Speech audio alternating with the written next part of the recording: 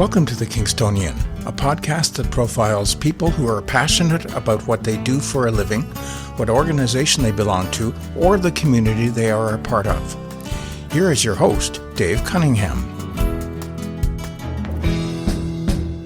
Thank you, Steve. Hello, everyone, and welcome.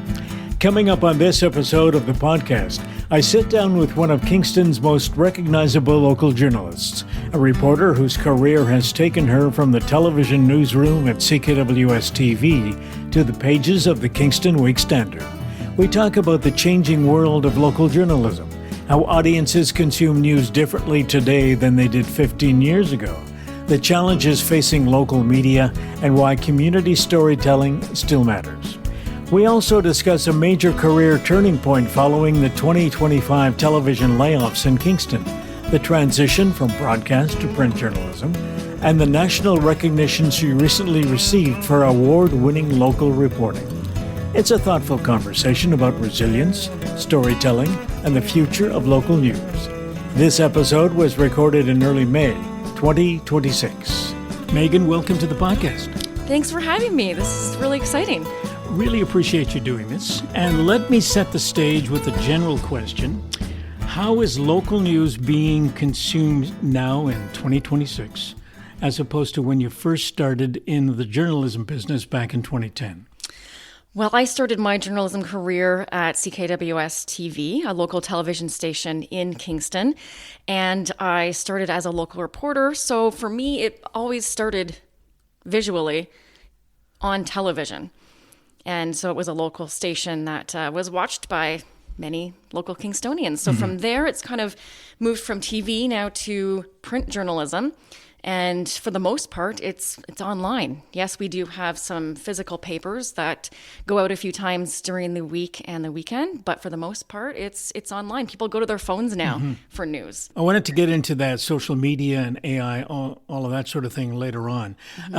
When it comes to you, let's go back to the very beginning when you were thinking about a career in this business. What prompted you to go down that road? I initially wanted to go into film.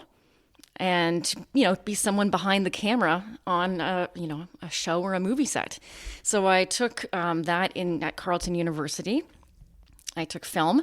And then from there, I transitioned to college where I took broadcasting for radio and TV because I really wanted to still get into that TV aspect. But instead of necessarily being behind the scenes, I still wanted to have my hands on a camera. But I also wanted to be in front of the camera as well. So took that, and that's where my career launched. I started applying across the country to different television stations as well as film production studios. And I landed a job in Kingston, Ontario. Was there a point during your studying that this became real as a potential career in journalism? What really made it real is during my internship. Okay. So I did my internship at Fox 35 News in Orlando, Florida. Oh, really? Yeah. Well, not in Orlando, north of Orlando. So I spent about 6 months of the summer during the rest of my college career, college studies in Orlando at that station. And I got to do everything from the editing to behind the scenes, to answering the phones, to watching the meteorologist go to work and him teaching me how to do it. So I think that's what really solidified me wanting to get into a career of broadcasting. Now, is it unusual to get an internship at an American station? It is. Yeah. It really is. When I told my professor, I'm going to apply to a station in Florida. My grandparents had a place down there, so I'd have free accommodations. He said, don't waste your time. He said, no one in Canada is going to hire you if you have experience of an internship in the States. He said, no one's going to see that as a positive thing. They want to see Canadian. But I said, I don't think so. I'm going to apply to the States and see what happens. So I applied to a bunch of different internships at 3 different stations in Florida. And Orlando reached out and said, we've never had a Canadian. We'd love to have you. Right place, right time. It really was. Excellent. What did you enjoy most about doing television news? What did I enjoy most? I enjoyed the editing as well as the interviewing, especially when I moved up and became the co-host of our morning show. I really enjoyed having people on set and asking them questions, making them laugh. The camaraderie with my coworker, Bill Welichka, we had so much fun doing it, learning new things, and just the experience was just a blast. They always say that if you find a job you enjoy doing, it won't be a job. Mm-hmm. Yeah. Which is always true. It's very true. Was there a particular story while working at CKWS-TV that really sticks out in your mind over the 15 years you were there? You know what? No, because I did so many. I did so many stories that, if I had to pick one, maybe that major fire to that building along Princess Street. Right. Where the gentleman was stuck on the crane. They had to pull him out. And they had to have a helicopter from Trenton rescue him down. That was a big story, it was huge, and it was dramatic, and we had to do live shots from there. So that was probably one that really stuck out and is a big memory for a lot of Kingstonians. That's right. I want to jump ahead to 2025 because it was obviously a huge moment for local media in the Kingston area. And that was the year in which the corporate owners of CKWS decided they were going to basically discontinue having an outlet in Kingston, although there are people who still work here, but it's not in the same numbers as once were there. Now, I've mentioned before on this podcast that I used to work at the same station, but in radio. And when I worked there, I can remember the days in television when there would be piles and piles of people. But as it got closer to 2025, a lot of it had become automated, in which case you didn't need as many people. When you found out about this shutdown of the station, what was going through your mind at this particular point? It didn't happen. It happened all at once. So we were ready to go to broadcast, that very day. And around in the morning, they said each of us is going to get a phone call. So one by one, we each kind of learned what was happening. So when I got the news, it was devastating because it was, a station I had been at for quite a number of years, almost 14 years. And it was really sad. It was really sad to see all of us except for, I believe, 4 or 5 got let go. So it was a sad day because our station had been there for almost 80 years. So it was sad, and I didn't know from there where I was going to go because this was the only TV station in Kingston. That was my next question. Did you ever think about leaving town to pursue a career? We didn't because we had made roots here in Kingston and we have friends here and our kids, go to school here. And no, we really enjoy Kingston. We never wanted to move to Toronto or a different province. This became our home. So we really wanted to settle here. Now, I know that there were a few people who did stay here. Some people did stay here, and some people found careers elsewhere. You found a career with the local newspaper, the Kingston Whig Standard. How did that particular relationship evolve? It was a big surprise. I was off for 4 months, and, then I started getting that itch, looking for something to do. So I started applying to various different jobs in Kingston, and the Whig Standard had an opening. So I thought, on a whim, I'll apply to them. They're not going to want me. If I'm from TV, I don't do long writing, So I applied, and right away I got an interview from Stephen Service, who was the editor-in-chief at the time. So he was excited to talk to me about the role, and offered me it. Almost right away. So it was an exciting move. I was nervous because I was so used to writing for TV, which is, of course, short and sweet. And so writing for a local newspaper, I thought this is going to be so different. But the transition, surprisingly, went very smooth. So it was a smooth transition going from TV to print? Yeah, which I was surprised about. Yeah, you wouldn't think that. No. You wouldn't. But I really surprised myself, too, in the long-form writing, which was actually easier to do because you're able to interview more people, provide more content, provide more background, and essentially provide, a longer piece of news. So is storytelling different in print? Like you said, it gives you the opportunity to talk to more people, to get into more issues in an in-depth kind of way.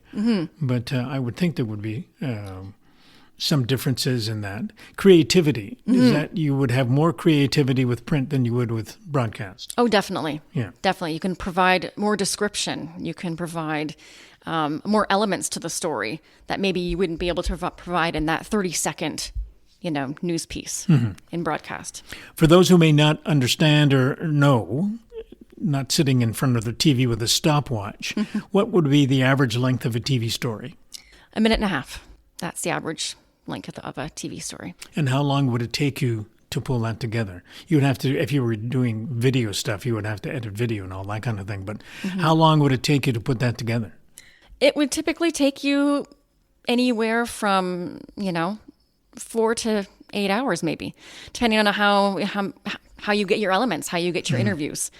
It's all about setting up your interviews for those days, going out, physically shooting them with a camera, and then coming back and finding those clips and editing them together to make that 1.5 minutes. So, when you're doing print, do you do most of it over Zoom, or do you talk to people online, or do you go out and see them, or is it a combination of the two? It's a combination of both. It really depends on the topic of the story. If it's something that you can do from home, from over the phone or through Zoom, that's an easy way to go. But if it's something where you have to go out into the community and talk to people, if it's something about an issue about downtown, if it's an issue where you physically have to go and see what's going on, if it's a strike, that's something you have to go and see and talk to people. So you can describe in your words and your writing what is actually happening.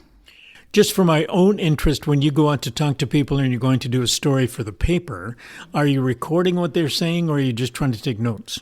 For the most part, I record. My handwriting is too messy these days. And you can never keep up with what they're saying. Exactly. So recording's the best way to go. Now let's jump ahead a little bit. You've only been in this job for, a year now? Yes. Oh, but 1.5 years, I would say. So you find yourself in Toronto recently at receiving a National Journalism Award, and that must have been a pretty surreal moment. It really was. It really was. For my short period of time to go there, it was quite a surprise to first, be nominated out of these people across the country, and secondly, to go to this award ceremony and, sit close by these esteemed writers from other high markets. The story that got you the award, can you tell us a little bit about the content of that story? Yes, so it was about a correctional worker at one of the institutions here in Kingston who was bullied at work, and he was being bullied at work for quite some time. And as a result, he took his own life because he couldn't take the bullying anymore. So that's how it initially stemmed. And from there, we were able to talk to the mother of the son who took his own life because of it. And this story ran in? It was initially a one-stop story. Okay. But from there, I got emails from people from across the country stating similar incidents of being bullied while they're at work inside these institutions. So from there, the story just snowballed. Blew up. Yeah, it really did. Yeah. The award is called the Cora Hind Award for local reporting in a medium-sized market. And do you know much about the individual who the award is named after? From what I learned, yes, that she was the first female reporter and writer back in Winnipeg. Back in the 1800s is correct, yeah. But you cover a wide range of different stories, and maybe that's a point that a lot of people may not realize. Now, you and I had talked a little bit before we started recording, and you had mentioned that most of the reporting and the writing is done in your own home or your own office, wherever, and you don't have a place where you go and mix and mingle with other people. The business of, let's take the mix and mingling. When you work in television, you would have other people that you would work with as part of a team. When you're doing print, you're basically all by your lonesome. What's that like for you in terms of getting used to that idea? It's different. Definitely took a little bit of getting used to because, like you said, I'm Was used to being with my coworker in the morning, seeing people during the day, in the office. And this has changed a lot. Yeah, working from home, we have a morning meeting at around 10:30 to discuss story ideas. But after that, we're kind of on our own. We talk to each other through Slack, this online chat program. Okay. But for the most part, yeah, on your own, just kind of digging away. So to go from this award, it kind of motivates me to want to dig even more when it comes to investigative stories. Now, how are stories assigned to reporters? Do you dig up your own stories? Yeah, as opposed to being assigned a story? We self-assign, or our editor, Jan Murphy, would send us an email that came in. Maybe look into this. Concerned citizens. We have talked about it a little bit, skirted the issue a little, and let's hone in on it a bit more. These days, people get their news, I would guess, from their telephones, from social media feeds, podcasts. The business of people looking at a million different things that come across your phone feeds on a daily basis as a news consumer. So from my perspective, and I'm looking at this and you see videos or you see stories and you're going, okay, is this true? Or is this some right or left-wing organization feeding something to try to influence people? How do you get to the truth of a matter and make sure you're presenting that truth and people are understanding that you are presenting truth to them as opposed to a news feed that may come from wherever? I think it's about doing your research and talking to the right people. So making sure that you get that backup info from correct resources, right? It's all about making sure you're getting those right resources to making sure you are held accountable for what you're writing. So I think that is something really important, and double checking that we are telling the truth. The other question related to this sort of thing is AI. People using AI to replace real people. So having AI write the stories or AI do the research, or if you use AI to do the research, which a lot of people would do, I do it with respect to these podcasts. I've been caught once where I've talked to a guest and said, "What about your time playing in this band?" And he goes, "What band? Never heard of the band before." Okay, let's double check that stuff from here on in. But that type of thing, I mean, I don't know if reporters use AI as a research tool, because I think a lot of people, instead of going to Google and saying, find me some information on this particular story, they will use ChatGPT or some other to get them details, because it's a quicker route to get the information. Now, the question is it accurate information? So I don't know, how does a reporter do their research? I guess this is the way to phrase it. How does a reporter do their research these days? I mean, AI it can be helpful in certain ways, definitely. I mean, I know what reporters do use it. I wouldn't say that they necessarily use it for information, because, again, you want to be accurate. How can you trust AI if it's just AI, right? You have to talk to the people who are providing that information to get the correct information. Which is easier to do in local news than it would be in provincial or international or national news. Yeah, exactly. So I think in some aspects, AI is convenient and useful, but I don't rely on it. No. And I don't think a lot of other reporters rely on it for especially information. Now, generally speaking, if you and I were sitting at this table 15 years from now and looking at local news coverage, do you see that it could be changing, or do people still want to get local news? I think they do. Yeah. I mean, I do see it changing in 15 years. I don't know to what. Yeah. I can't say to what exactly, but I think people still do want to know what's happening in their community. Yeah. People don't want to hear about what Donald Trump is doing all the time, right? They want to know what's happening around them, within their, the city of Kingston, or, the police, or, other local establishments. They want to know what's going on. So I think it's very important. And I think one of the remarks that I've heard from a lot of different people outside the media business is, with the closing of the TV station and the radio stations that are part of that company last year, and some of the other changes that have come about is that if something is happening in your town or someone else's town, it's really difficult to get information quickly and accurately.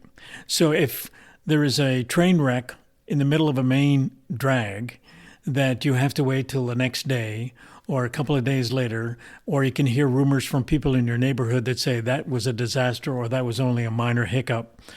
That whole issue of getting local news coverage quickly is an issue that is on the minds of a lot of people who want to know what's going on. And like you say, that speaks to your belief that people will still be interested in local news, whatever form that takes, whether it's something serious or whether it's something like a local reporter winning a national award, that sort of thing. People want to know that information as quickly as they can get it. And how that's all going to happen 15 years from now will be more of an issue for you than for me. I mean, luckily we have social media, so to get your information out online or on the social media platforms is very, very easy these days, and I think that's the quickest way people find their news. Do you find based upon the fact that you are a recognizable person or personality from television, who did reporting on television, now you're doing reporting in print, there is a direction that people are going in terms of how they would prefer to get their local news? I mean, people still want to get their local news on local television, on CKWS. So luckily they still have that aspect there. But they also, some people do rely on having a physical paper. Yeah. And reading it online. So I think there's a mix of both still, especially in our community, because the TV station, CKWS, was around is still around, but it has the longevity of, 80 some plus years. So there are a lot of people who still rely on it, still, wish we still had our morning show and our anchors and everything. But luckily the Kingston Week Standard is still around and thriving. So people still enjoy it. Is there some sort of study that you folks have done at the paper to determine whether people enjoy reading the physical paper or the iPad version or the computer version? Oh, that's a good question. I guess my only answer to that is the newsstands are still selling them. Yeah. And when I went in to get one the other day because someone I interviewed wanted one, they were all gone. Yeah. So people are still wanting that physical paper. I'd like to get a survey done, though, to find out how many people. I think it's an age thing with a lot of people, too. It's the ability to open up the newspaper and hang on to it and read it at their leisure. Of course, you can do that with a computer, but it's not the same in the minds of a lot of other people. Yeah, well, I just interviewed a 26-year-old last week. And, of course, his article is online. But I said to him, did you want a physical copy? Were you able to get one? And he said, no, I would love one, though. So there still is that nostalgia of having that physical paper and holding it and showing people, right? Yeah. As opposed to online. Yeah, you don't have to scroll and look for the story and find out where it is amongst all the other things you have on your computer. Exactly. Yeah. It's like reading a book. Some people like reading it on their tablets. I prefer paper. Yeah. I prefer the physical book. Yeah. So I think it's a personality thing. I don't know what I prefer. I guess from my perspective, I tend to consume my news from a video perspective, like watching it on television. That's just me. Yeah. But everybody's different. And the missing link in all of that is serious local coverage because there's not much of it. I know that the local station still provides some TV coverage of Kingston stories, but it's not done from Kingston, is my understanding. Yes, it is. The local Kingston coverage? I mean, the anchors are not in Kingston. Oh, you're correct, yeah. Okay. They're from Peterborough, which used to be our sister station. That's right. Anyway, this is a time that when trusted local reporting is more important than ever. I'm sure you'll agree with that.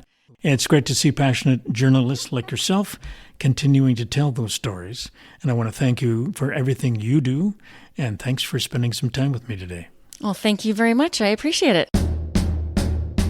My thanks once again to Maegen Kulchar for joining us today and for sharing both a personal and professional side of a career in local journalism. In a time when trusted local reporting matters more than ever, it's encouraging to hear the passion that still exists for telling community stories and keeping people informed. As always, thank you for listening.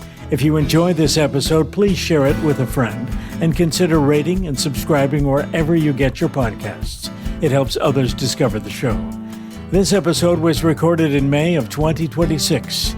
I'll be back soon with another conversation. The theme music for the podcast is Stasis Oasis, written and performed by Kingston musician Tim Aylesworth. If you have any questions, comments, or suggestions about any of the episodes, please send a note to thekingstonianpodcast@gmail.com. For details on upcoming guests, follow us on Facebook. The Kingstonian Podcast is hosted by Dave Cunningham and produced in Kingston, Ontario, Canada.